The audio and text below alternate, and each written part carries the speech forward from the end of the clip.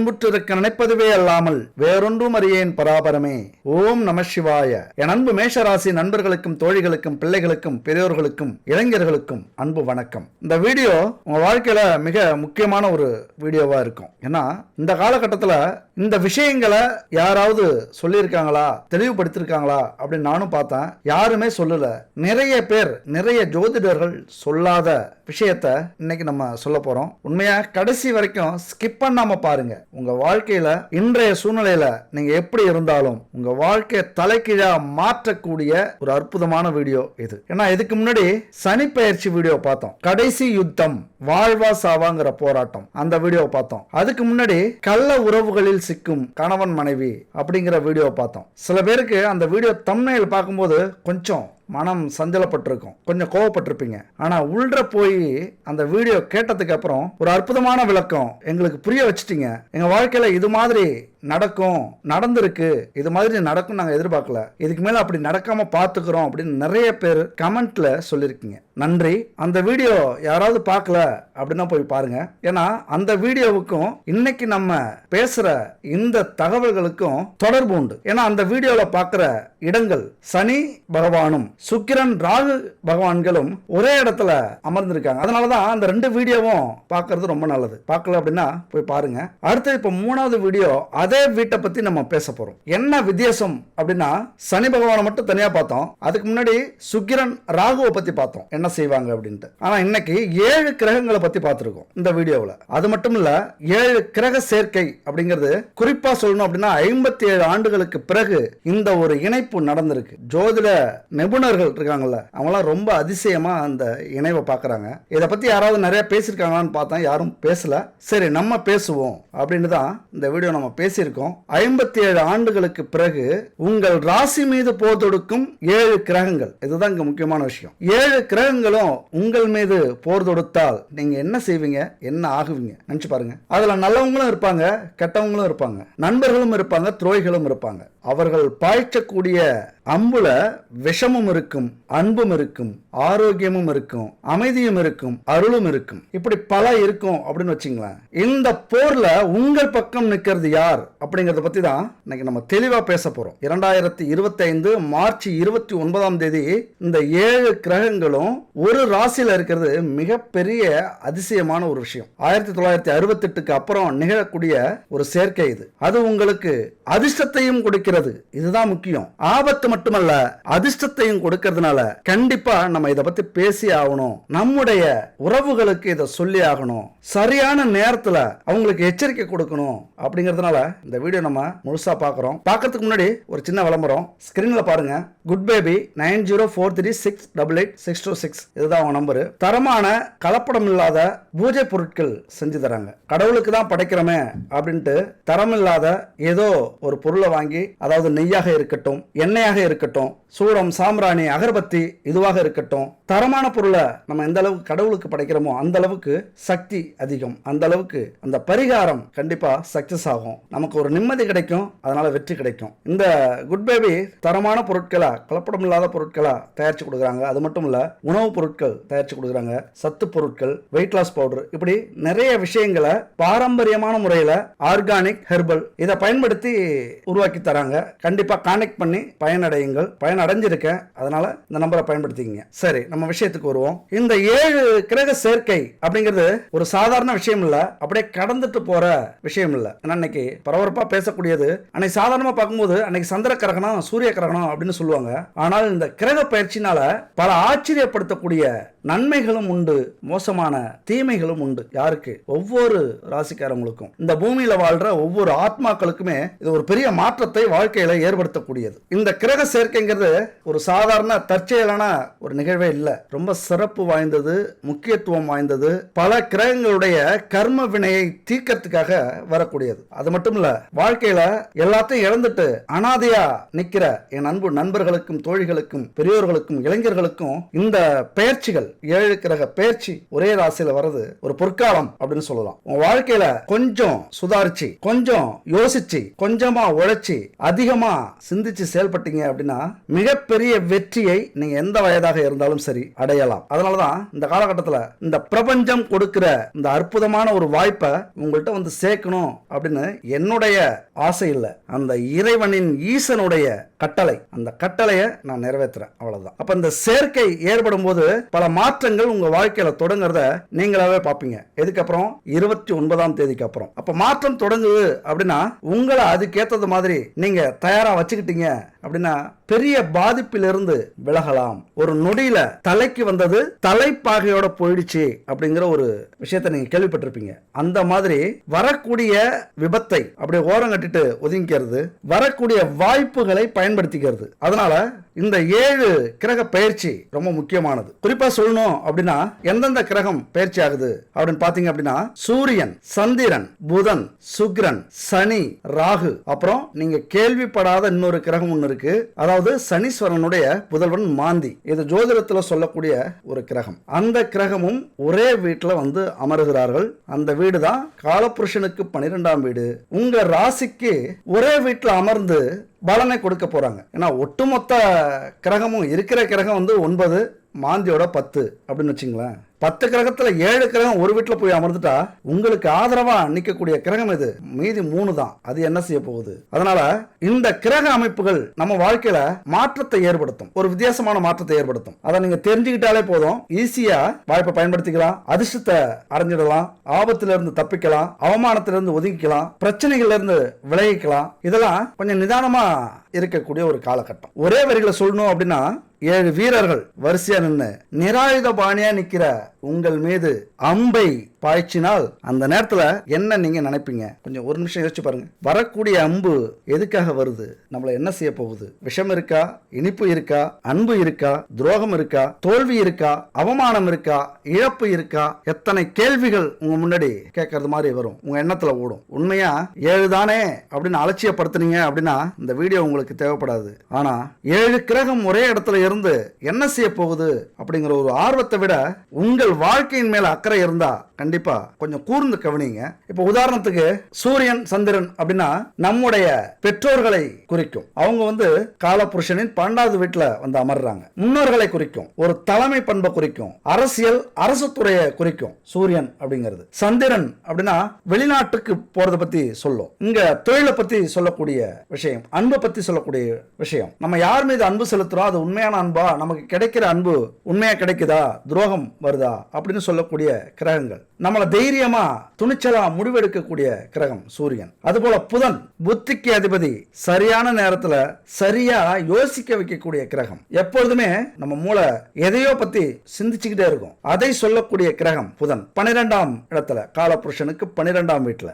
ஆனா அந்த வீடு சூரியன் சந்திரனுக்கு நட்பு சமமா வருது, பிரச்சனை இல்லை. இங்க புதன் நீச்சமா வந்து அமர்றார். ஐயோ பாவம். நீச்சம்னா என்னங்க செய்யும்? புதன் புத்திக்கு அதிபதி நீச்சம் அடையும் போது சரியான நேரத்தில் சரியான யோசனை நம்மளால செய்யவே முடியாது. மற்ற கிரகங்கள் நம்மளை தூண்டி விட்டு தப்பு பண்ண வைக்கும், அதிக செலவு பண்ண வைக்கும், அவசரப்பட்டு ஒரு காரியத்தில் இறங்க வைக்கும், பொறுமையா யோசிக்க விடாம வேகமா சிந்திக்க வச்சு டக்குன்னு குயில இறக்கி விடும். அதையெல்லாம் தடுக்கக்கூடிய புத்தி நீச்சம் அடைஞ்சிருக்கிறதுனால அதனால புத்தி சரியா இந்த காலகட்டத்தில் வேலை செய்யாது அப்படின்னு அர்த்தம். அடுத்தது சனி மார்ச் 29ல வருகிறார், வந்திருக்கிறார். அவர் எதுக்காக வராரு அப்படின்னா நமக்கான நல்லதையும் கெட்டதையும் கொடுக்கணும்ல. நாம செஞ்ச செயல்களுக்கான நல்லது கெட்டது அதை செய்யணும். நமக்கு ஏதோ ஒன்று கொடுக்கணும். நம்ம என்ன செஞ்சோமோ அதுக்கு ஏற்ற மாதிரி கொடுப்பார். நல்லது செஞ்சிருந்தோம் அப்படின்னா நல்லதை அள்ளி கொடுப்பார். தெரிஞ்சும் கெட்டது செஞ்சிருந்தோம் அப்படின்னா கெட்டதை அனுபவிக்க வைப்பார். அதுதான் சனி பகவான். அவரும் அந்த 12ஆம் வீட்டுக்கு வந்திருக்காரு. அடுத்தது 2 முக்கியமான விருந்தாளிகள் வராங்க.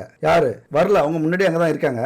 சுக்கிர பகவான் உல்லாசத்துக்கு, ஆடம்பரத்துக்கு, சுகமான வாழ்க்கைக்கு, மன சஞ்சலம் படக்கூடிய, காம சுகத்தை ஏற்படுத்தக்கூடிய, சிற்றின்பத்தை அதிகமாக கொடுக்கக்கூடிய, இந்த உலகத்துல எல்லாத்தையும் அனுபவிக்கணும், எல்லா பொருட்களையும் அனுபவிக்கணும், எல்லா ஆண்களையும் அல்லது எல்லா பெண்களையும் அனுபவிக்கணும் அப்படின்னு ஒரு உணர்வை தூண்டக்கூடியவர் சுக்கிரன். அவரு அந்த வீட்டுல இருக்கார். 10 குறைக்கு இன்னொருத்தரும் அங்க இருக்கார், ராகு. ரொம்ப வித்தியாசமான ஆளு. நான் ஏற்கனவே சொல்லியிருக்கேன், அந்த கள்ள உறவில் சிக்கும் கணவன் மனைவிங்கிற வீடியோல சொல்லியிருக்கேன். அதுதான் அங்க முக்கியமான விஷயம். இந்த ராகு என்ன செய்வாரு?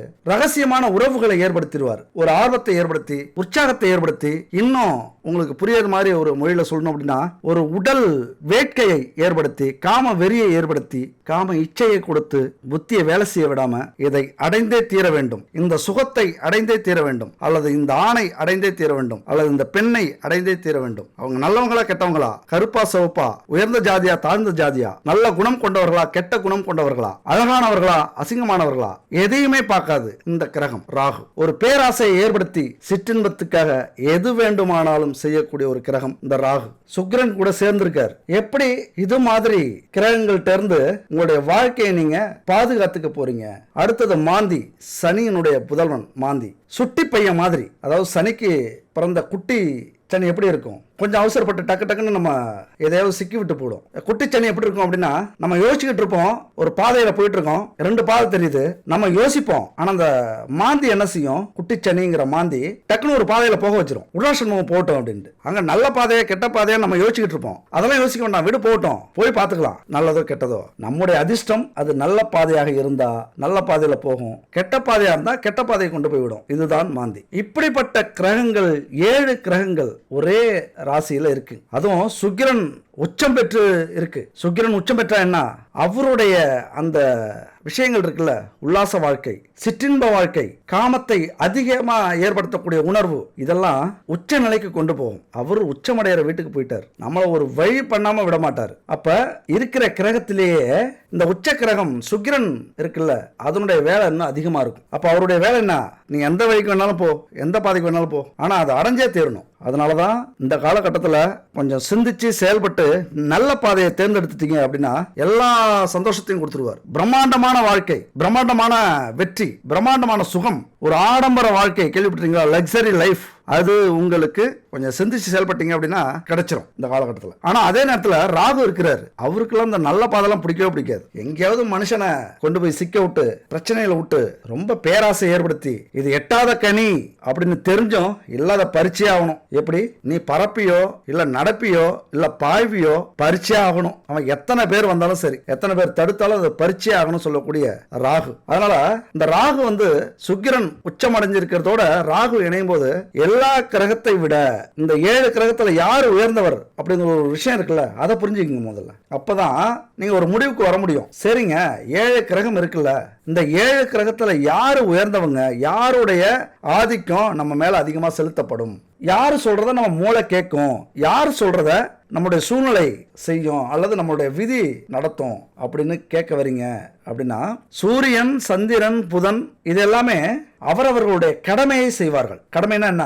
எப்பா நீ சொல்றத நான் செய்யறேன், அவ்வளவுதான், நீ என்ன நினைக்கிறியோ அதை நான் செஞ்சுட்டு போறேன் அப்படின்னு செய்யக்கூடியவர்கள். அவங்களால எந்த ஒரு பாதிப்பும் நமக்கு வராது. அதே நேரத்துல சனி மாந்தி இருக்காங்கல்ல, நீங்க என்ன செஞ்சீங்களோ அதுக்கு நான் உங்களுக்கு கொடுத்துட்டு போறேன்ப்பா, எனக்கு லஞ்சம்லாம் வேணாம், நான் லஞ்சம் வாங்க மாட்டேன், நீங்க என்ன செஞ்சீங்களோ நல்லது செய்றீங்களா உங்களுக்கு நல்லது செய்யறேன், கெட்டது செய்றீங்களா கெட்டது கொடுக்குறேன், அனுபவி ராஜா அனுபவி அப்படின்னு போயிட்டே இருப்பாங்க கொடுத்துட்டு. ஆனா அதுலயே இந்த 2 பேரும் நமக்கு பிரச்சனை இல்லை. நம்ம என்ன விதைச்சோமோ அந்த பயிரை அறுவடை செஞ்சுக்கலாம், அது நமக்கு நல்ல பலனாகவும் கெட்ட பலனாகவும் கிடைக்க போகுது, அது பிரச்சனை இல்லை, அது நம்மளால வரக்கூடிய விஷயங்கள்.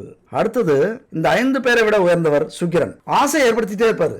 ஒரு உழைச்சி வாழ்க்கையில முன்னேறும் அப்படின்னு நினைக்கிற அளவுக்கு சிந்திச்சாலும் நீ உழைப்பியோ உழைக்க மாட்டியோ, எனக்கு இந்த கார் வாங்கி ஆகணும், இந்த பைக் வாங்கி ஆகணும், இந்த வீடு வாங்கி ஆகணும், இந்த சொத்து வாங்கி ஆகணும், இந்த பணம் நமக்கு கிடைச்சே ஆகணும், இந்த பங்களா கட்டி ஆகணும், இந்த நாட்டுக்கு போகணும், இந்த ஊருக்கு சுற்றுலா போகணும், இந்த பொண்ணை எப்படியாவது கவர்ந்து அனுபவிச்சிடணும், இந்த பையன் கூட ஒரு நாளாவது வாழ்ந்து பார்த்துடணும், இப்படி நினைக்க வைக்கக்கூடிய கிரகம் சுக்கிரன். 5 கிரகத்தை விட உயர்ந்த குணம் கொண்டவர் சுக்கிரன். அதிக ஆதிக்கம் செலுத்தக்கூடியவர் சுக்கிரன். உயர்ந்த குணம் கூட சொல்லக்கூடாது, அதிக ஆதிக்கத்தை நம்ம மேல செலுத்தக்கூடியவர் சுக்கிரன். அடுத்தது ராகு. ராகுவுடைய குணத்தை நீங்க தெரிஞ்சுக்கிட்டீங்க அப்படின்னா உண்மையா ஆச்சரியப்படுவீங்க. உங்க வாழ்க்கையில நடந்த பல துன்பங்களுக்கும் பல கஷ்டங்களுக்கும் எதிர்பாராத சம்பவங்களுக்கும் காரணம் இவராத்தான் இருக்கும். ஏன் அப்படின்னா ராகு அப்படின்னா பாம்புன்னு சொல்லுவாங்க. பாம்புன்னா முழு உடல் இல்ல, தலை ராகுவும் உடல் கேதுவும் அப்படின்னு ஜோதிடத்துல சொல்லுவாங்க. தலை மட்டும் எப்படி இவ்வளவு பிரச்சனையை கொடுக்குது அப்படின்னு பாத்தீங்க அப்படின்னா, ராகு அப்படின்னாலே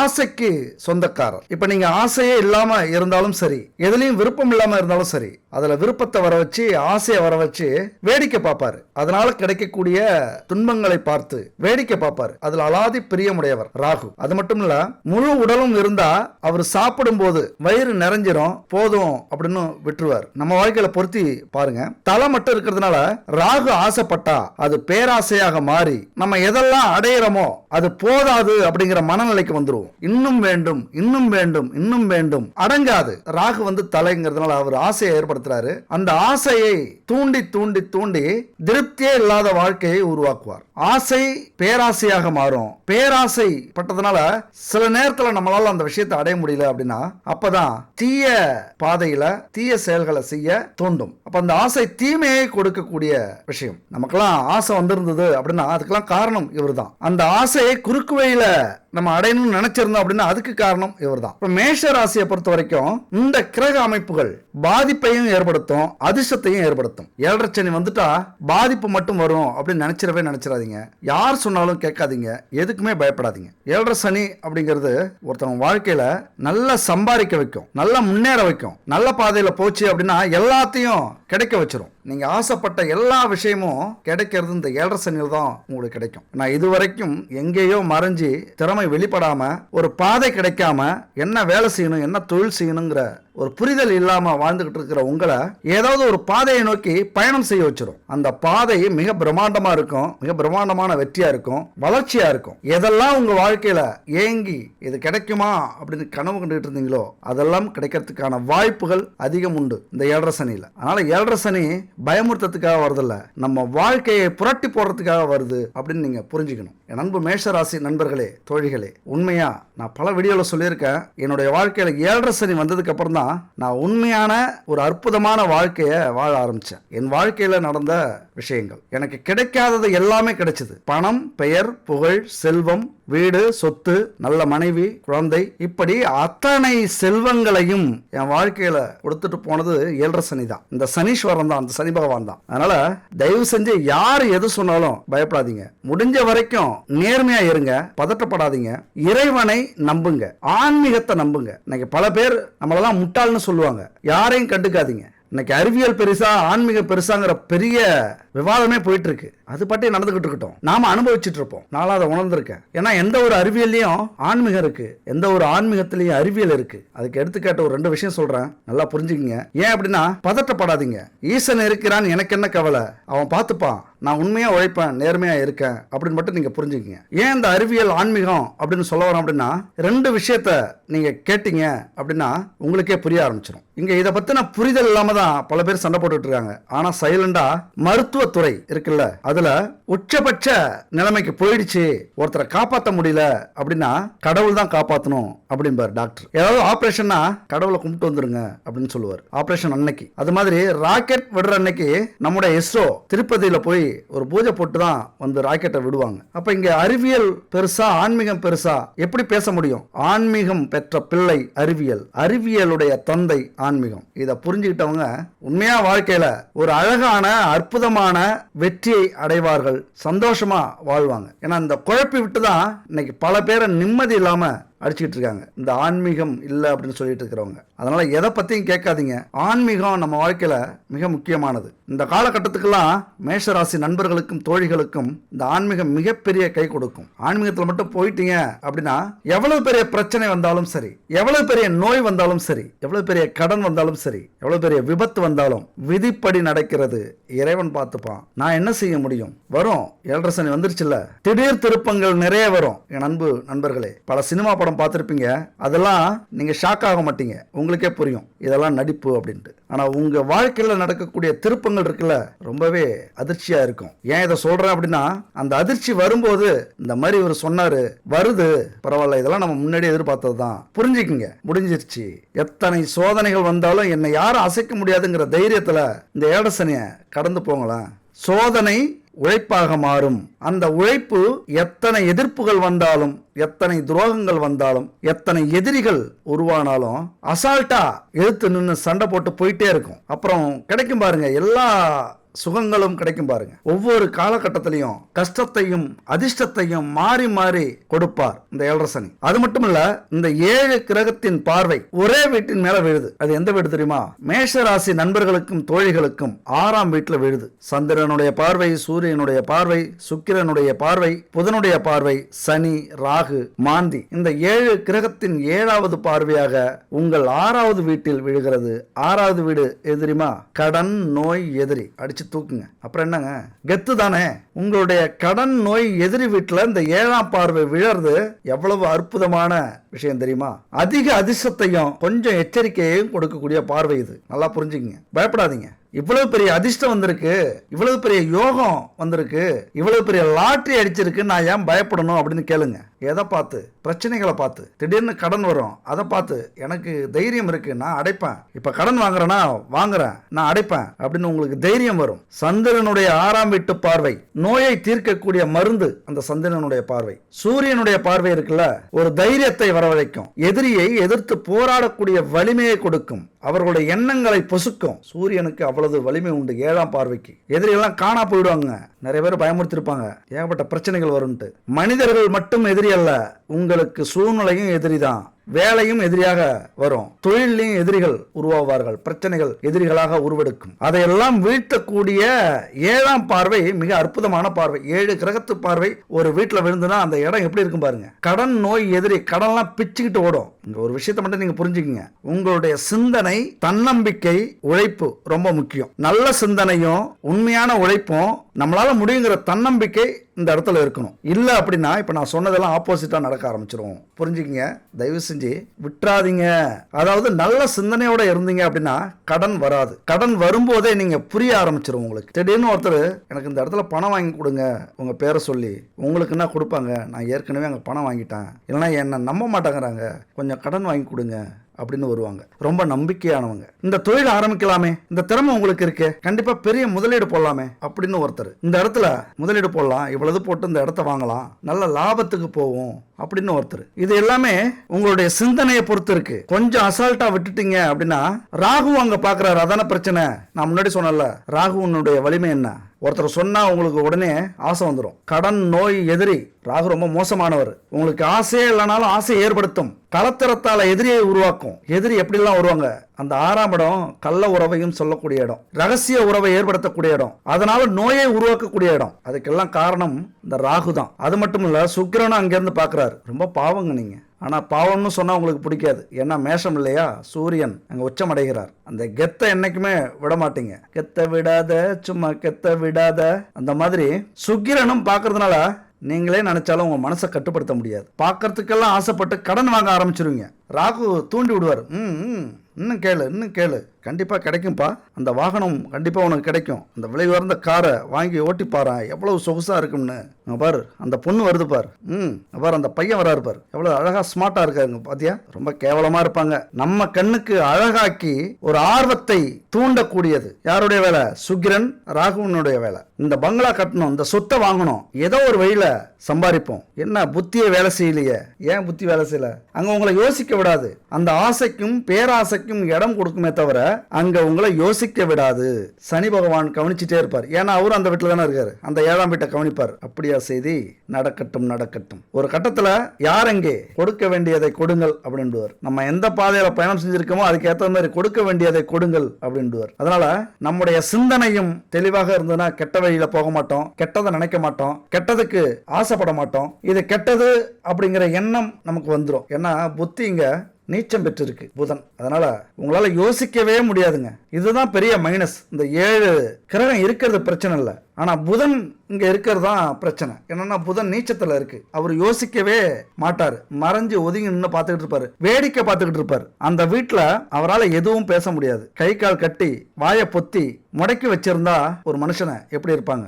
அந்த நிலைமையில தான் இப்ப புதன் அந்த வீட்டுல இருக்காரு, 12ஆம் வீட்டுல. அதனால அவர் யோசிப்பாரா? நாம யோசிப்போமா? உங்களால யோசிக்க முடியுமா? நீங்க கொஞ்சம் சுதாரிப்பா இல்லை அப்படின்னா எல்லாமே தலைகீழா நடக்கும். அப்புறம் ஐயோ 7.5 சனி இந்த பாடுபடுத்துது அப்படின்னு அது மேல பழிய போட வேண்டியதுதான். ஏன்னா செய்யறதெல்லாம் நம்ம செஞ்சுட்டு பழிய 7.5 சனி மேல போட்டுருவோம். இது என்னமோ ஊர்ல சொல்லுவாங்க, ஊருக்கு இளிச்சவன்னா ஏதோ சொல்லுவாங்க. அந்த மாதிரி கிரகத்துக்கே பழி போடக்கூடிய, பழியை தாங்கக்கூடிய கிரகம் சனி. அவர் நல்லவராக இருந்தாலும் சரி, தர்மனாக இருந்தாலும் சரி, பழியை அவர் சுமக்கணும். ஏன்னா ஈஸியா பழி போட்டுடலாம். இதெல்லாம் 7.5 சனி குத்தம். அதனால நிதானமா இருந்தீங்க அப்படின்னா எவ்வளவு பெரிய கஷ்டம் வந்தாலும், துன்பங்கள் வந்தாலும், பிரச்சனைகள் வந்தாலும் அசால்ட்டா தள்ளிட்டு போயிட்டே இருப்பீங்க. எனக்கு தெரியும் இது யாருடைய வேலை.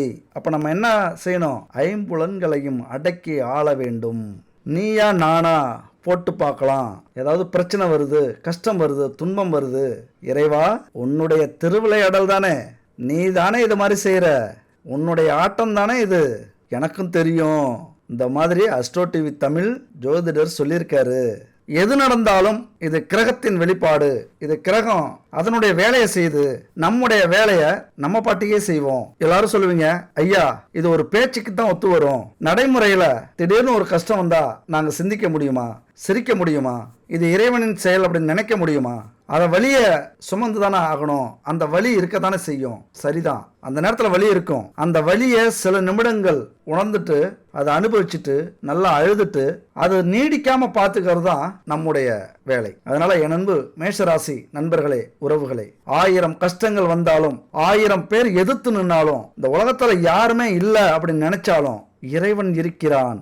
இறைவா உன்னுடைய திருவிளையாடலில் நான் ஒரு நடிகன், உன்னுடைய நாடகத்துல எனக்கு ஒரு வாய்ப்பு கிடைச்சிருக்கு, எனக்கு ஒரு பாத்திரம் கொடுத்துருக்கீங்க, அதன்படி நான் நடிக்கிறேன். அதுக்கப்புறம் இந்த நாடகத்தின் கிளைமாக்ஸ் எப்படி கொண்டு போவீங்க அப்படிங்கிறது உங்க கையில இருக்கு. அதையும் நீங்களே இயக்கிடுங்க, எழுதி முடிச்சிருங்க அப்படின்னு சொல்லிடுங்க. அதனால எத்தனை கஷ்டம் வந்தாலும், துன்பம் வந்தாலும், துயரம் வந்தாலும் கலங்காத மனதை உருவாக்கிக்கங்க. தன்னம்பிக்கையை கைவிட்டுறாதீங்க. கடலளவு கிடைத்தாலும் மயங்க மாட்டேன், அது கையளவே ஆனாலும் கலங்க மாட்டேன், உள்ளத்திலே உள்ளதுதான் உலகம் கண்ணா, இதை உணர்ந்து கொண்டேன் துன்பமெல்லாம் விலகும் கண்ணா, உணர்ந்து கொண்டேன் துன்பமெல்லாம் விலகும் கண்ணா, ஆட்டிவித்தால் யாரொருவர்